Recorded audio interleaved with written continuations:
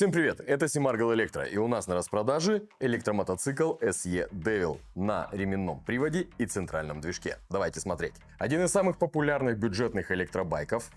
У него стоит самая большая батарея, которую можно только установить. Здесь стоит 180 ампер-часов, которые позволяют проехать до 300 километров на одном заряде. Ну а максимальная скорость 130 километров в час. На данном байке уже установлено заднее крыло, плавающие тормозные диски и шины Евро 4. Узнать актуальную цену на данный байк можно на нашем сайте в разделе распродажа, либо же получить персональную скидку, позвонив на горячую линию 8 800 569 96.